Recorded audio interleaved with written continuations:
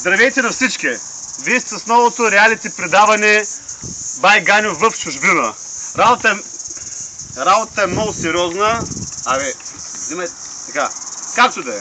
Значи, всички вие знаете, че българина е много такъв креативен, да го кажа. Много е експериментално настроен за всяко едно отношение. За оцеляване и за какво ли не.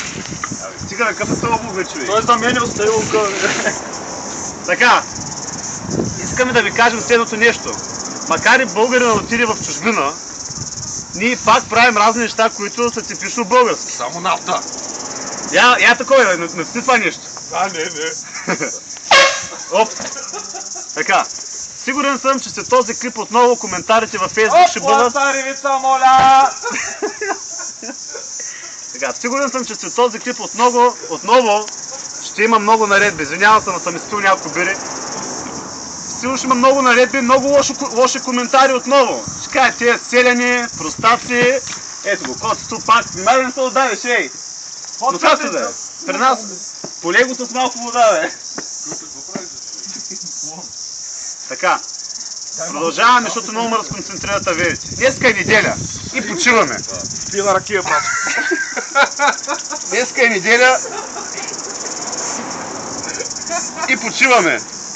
Почиваме и се чудим какво да правим, естествено. Затова пием, ядем, печем се, но аз днеска ще ви покажа какво прави българина в чужбина. Той винаги е бил много... Как се казва тази дума на българин? Айде на кебапите! Топли! Сандукан! Така, днеска ще ви покажа, когато човек го мързи да ходи на плаж, какво прави. Тоест българина, като го мързи да ходи на плаж, какво прави. Правим големи експерименти, затова ще ви покажа новия български душ, новата българска баня. Само следвайте, ме гледайте. Свърши ли клипа? Бе, как ще свърша клипа? Не продължавам. За да се направите български душ, ви трябват следните работи. Една макара с канап, една лейка и куха лейка с вода пълна, вързана за нещо. Значи, както има една българска дума, дай на българина малко тел и гледай какво става. Аз водя записки, давай. Така, значи тел, Сега ще има на поръчки. лейка, куха лейка. Искам да играем на войница, човек. Това е нинджата. Така, и гледай сега какво става.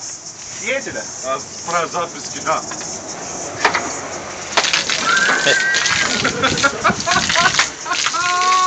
Малко е трудно да оцените точно пропорция. Да. Но това е общо взето. Така. Затова заповядайте в нашия фен сайт. Аре, магарито ще караме ли го на...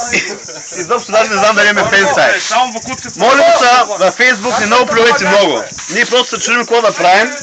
Знам, че... Без работа трябва да си... Знам, че простотията е на макс.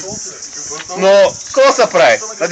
Надявам се да сте се забавлявали много. Айде, Все коля! пак, обичаме страшно много.